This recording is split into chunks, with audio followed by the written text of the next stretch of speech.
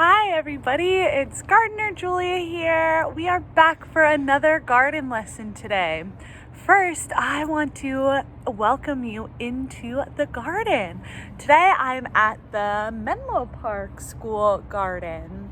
Happy February from the garden and happy Black History Month. This is an incredibly important month, which honestly should be extended all year round. Today we're going to be talking about our food systems and some of the people who contribute to the very complex ways that we end up getting our food. Because it's Black History Month, we are going to highlight some of the Black farmers and activists who are really shaping the food systems that we have today. At the end of our lesson, I'm going to be asking all of you to choose a plant or a food that you feel represents your family or culture. Since we'll be talking about community today, let's learn how to say community in American Sign Language. Remember, some people have a harder time hearing and speaking, so they use their hands and their eyes to communicate. This is how you say community. Community. You close and switch your hands 3 times. All right, so like I said, we're going to be talking about our food systems today. Let's take a moment to remember what a food system is. So I'm going to start by asking you this question. What is one thing that you have recently eaten? It might have been for breakfast this morning. Maybe it was something you ate yesterday. Think of something that you have recently eaten. Something that I ate is a bowl of cereal with milk in it. Once you have your item in mind, I want you to think, where do you think that thing came from? For my example, I'm going to be thinking about where I think the milk in my cereal came from. You might have gotten your item from a grocery store, farmer's market, a food pantry, from your school lunch even. There are so many places that we get our food directly from, but sometimes it's hard to imagine even further back from that. So I know that I got my milk from the grocery store, but I know that there aren't any dairy cows at that grocery store. I know that those cows live and are being raised somewhere else, but somehow that milk got from that dairy cow all the way to my bowl of cereal. So our food system is the system in which our food is grown and moved around in order to get all the way to us. So, what is our food system and what are the different parts of this system? All of our food begins at the production phase. Food is either grown or raised on farms. From there, it gets transported, oftentimes by truck, to a processing facility to be cleaned, processed, and packaged. From that processing facility, our food is moved once again, oftentimes by trucks, to the place where it can be sold and purchased, places like grocery stores and food pantries and restaurants, before it is brought home to be consumed by all of us.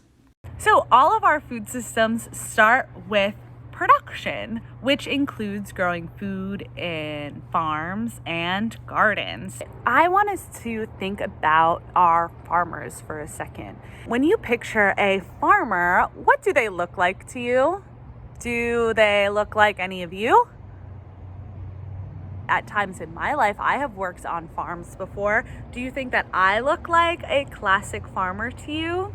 So sometimes we might have an idea of what farmers might look like, but there's actually a huge diversity of what our farmers can look like, sound like, and how they grow their food. Many cultures and communities have really tried to move away from farming practices and more towards careers that potentially people might be able to make more money and it might be less physically demanding. What is cool though is about in the last 10 years, and especially during the pandemic that we're in right now, many people are actually returning to gardening and growing their own food. Many of these farmers are Black, Indigenous, and young too. Much of this farming is actually breaking away from this harmful industrial practices that harm the soil and the water and the animals, and they are attempting to return to this much more harmonious relationship to land and to people. Let's take a look at a few of these amazing farmers.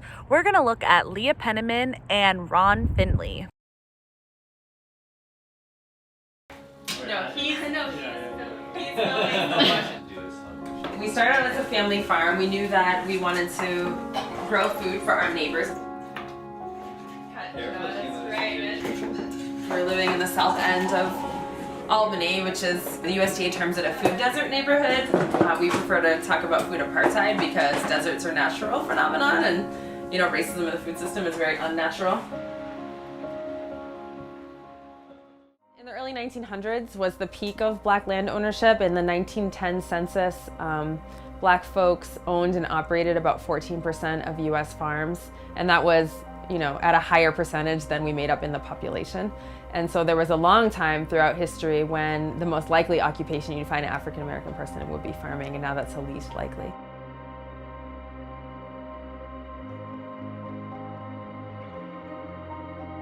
Many of our people have confused the oppression that took place on land with the land itself. The truth is that we do all belong to land, and we have a right, to belong to land and reclaim agency in the food system, but there's a healing process that needs to happen. And part of that is knowing our history. History has done its best job to alienate us from land and to tell us that we don't belong and it's not our story, but it's always been our story. And so it's been important for us to, find those anecdotes and evidence of the strength of our people related to land and uplift them.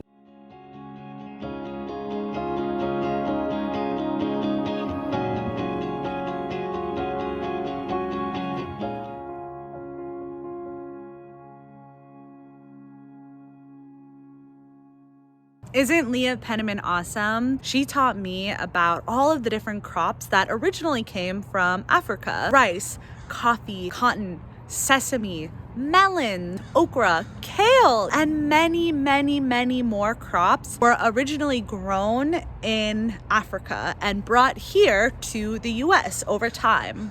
Leah also taught me that many of the farming techniques that I use in your school gardens came from traditional African farming practices.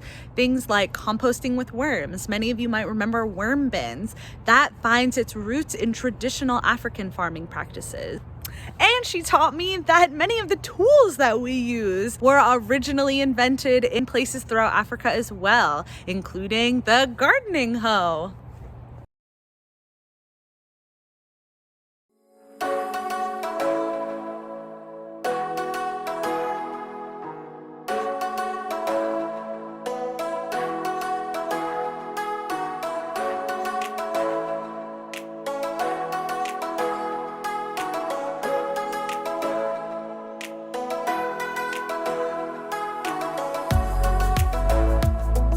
Home of the drive-through and the drive-by. Funny thing is, the drive-throughs are killing more people than the drive-by.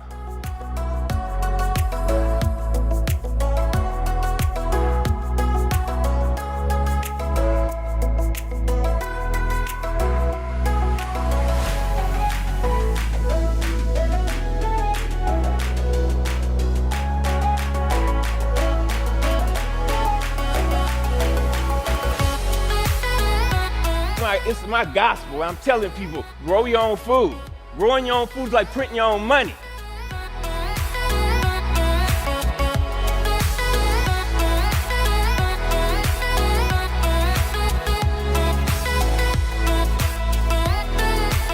To change the community, you have to change the composition of the soil. We are the soil.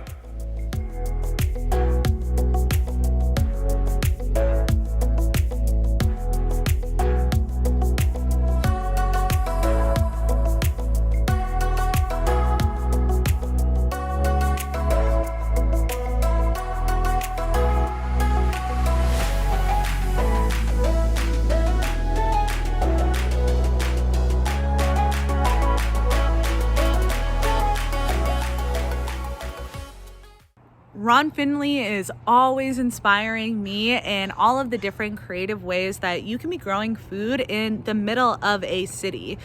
His passion for his community in South Central LA are hugely inspiring for me. Learning about Black farmers, we can start celebrating all the different ways that different cultures grow and share food. All right, now what I want us to do is I want to hear from all of you.